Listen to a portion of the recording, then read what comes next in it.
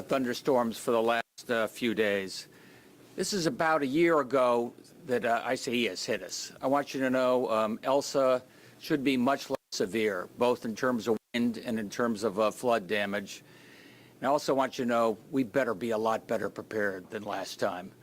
I can tell you I'm here with Marissa Gillette, who's somewhere, and the Pura rules went into effect on July 1st. And those rules are very clear in terms of fines that are put in place if power is not restored within 96 hours. They're pretty clear in terms of extra capacity for communications for our electric utilities, our source and UI, to make sure that if you have any questions, you can get those answered for you, as needed in a real-time basis. I think they're very strict in terms of what Eversource and UI are doing in terms of having community liaisons to make sure that every one of our mayors and first selectmen will be up to date in real time in terms of what they need, whether it's trees coming down and repair work and make ready that we need to do. All those towns are going to have a particular liaison ready to go, and those liaisons can deploy all the necessary crews. There are hundreds of crews that have been pre-deployed right now in place. That said, it doesn't relieve you from everything you can do to be cautious going forward. First and foremost, charge your phone. This could go on for a while longer. If you don't have a couple days supply of food, get 4 days supply of food so you're ready. If you have some single neighbors or elderly neighbors nearby, make sure you're able to check on them and make sure they're in good standing as well. I think you're going to find this storm hits off the Stonington area about 10 o'clock in the morning. I'd like to think it's done by the end of tomorrow afternoon. Could be a little gray and rainy for Saturday, and I'm looking forward to a sunny Sunday. Be careful, everybody. Are there any questions?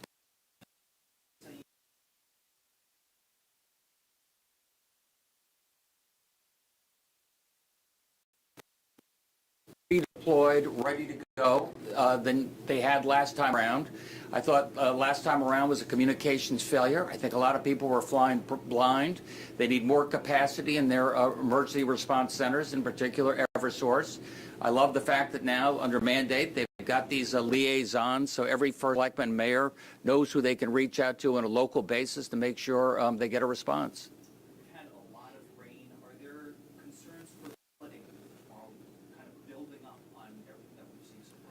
Well, I was just asking. We're here at the Emergency Operations Center, and I said, how about flooding? Looks like it's been raining an awful lot to me. They were less concerned about that, but watch out. And check online if you're in a flood zone. It looks like Elsa is moving pretty fast. That may mean there's a little less flooding. High tide, I think, is there'll be a couple of high tides we go through, but they're not the highest tide. It's not the fullest moon. So I'd like to think if you're prepared, we'll be okay.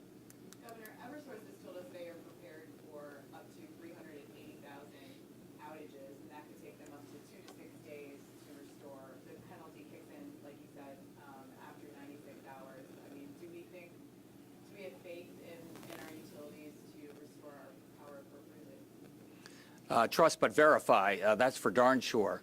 Look, they've got crews pre-deployed. They told us, we just asked them 5 minutes ago, what if the storm ends up worse? Do you have extras that can come in? They're lining up those folks. They're ready to go right now. And there are penalties to pay if you're not resolved within 96 hours. And that's something that Marissa can call on based upon the severity of the storm.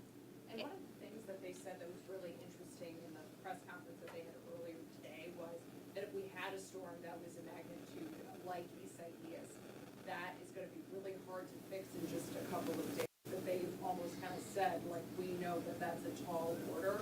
What would you say to them regarding that? Better prepare accordingly. But Marissa, do you want to talk to that a minute? Marissa runs PURA, the regulatory authority. Eversource knows who she is. They do. Good afternoon, everyone. Thank you, Governor. So in addition, I would echo what the Governor said and say that this is about planning. It's also keep in mind that the ratepayers have put hundreds of millions of dollars into this infrastructure in the years leading up to it. So it's not just about preparing and pre-staging the resources. It's about making sure that the money that the ratepayers have turned over has been invested appropriately ahead of time. That can look like vegetation management, that can look like selective undergrounding. There are lots of things that should have been done and can be done leading up to the storms to make the grid more resilient and reliable. While we have you up here, Eversource was saying today that, that they felt like they made changes in regards to communication, getting these additional crews, staged kind of well in advance. Do you feel like they are doing enough? Do you feel like they've learned enough from these ideas to really respond appropriately to this storm?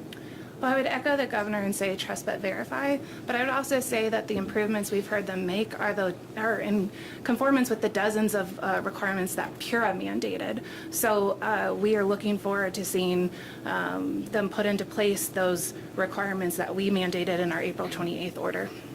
In the meantime, so the storm, obviously, storm preparations, storm events are, they happen only every once in a while. Have the utilities done enough resiliency work on their lines and on the vegetation to be ready for an event like this again? Well, respectfully, I disagree with their assertion that vegetation management is resiliency work. And I think that what PURA is looking into in some of our open dockets is to make sure that they're retargeting some of these dollars into other types of programs like selective undergrounding. So they are on track with their vegetation management, which is tree trimming. Whether that's enough, trees are always the #1 cause of outages in storms like this. So I respectfully, I think PURA is considering what else can be done besides vegetation management moving forward. And I guess I would just add to what Melissa and the governor have both said, is that we're going to hold the utilities accountable. The legislature and the governor has just signed into law new requirements. PURA has new requirements. This is a test. We'll see how they do. And if they don't measure up, we have things we can do to hold them accountable, and we intend to do that. South Windsor's had an emergency declaration. Is the state in contact with them at all, offering any sort of resources? Are you expecting other towns and cities to have a similar declaration in the coming days? What I can tell you is we're going to be in constant contact with South Windsor and all the other local groups, making sure we provide all the support they need. If there are any particular circumstances, we're there. We just gave a green light to UI, by the way, to make sure that they could get their trucks on the Merritt Parkway so that they'd be able to make resources as well. So don't be surprised if you're driving on the Merritt Parkway. Even better, don't drive on the Merritt Parkway. Speaking of the roads, I see state police represented here. Anything on preparations on the roads for drivers tomorrow? The state police, there will be troopers out there fully staffed, and we'll have extra patrols as necessary. Hopefully everything goes smooth. Can you actually offer up some advice? I mean, it's always kind of good this time of year. We do it when it's snows, we do it when it rains. We just saw a video on Twitter of someone actually driving through a big flood zone in West Haven. So what would you maybe be telling to drivers as they're out on the roads and kind of navigating these tricky conditions? You really want to slow down in the rain. Rain is very dangerous. A lot of people think the snow is worse, and the rain is actually worse because people don't slow down enough. You need to reduce your speed in the rain and not drive through standing water. Very dangerous. So if everyone takes it easy and just wait out the storm, that's probably the best practice.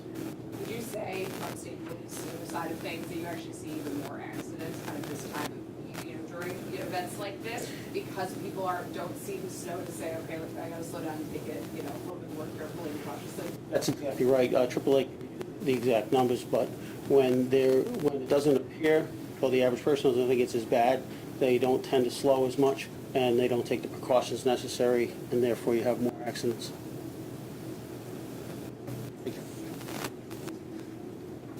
All right, everybody, be careful tomorrow. Take it easy. Read a good book.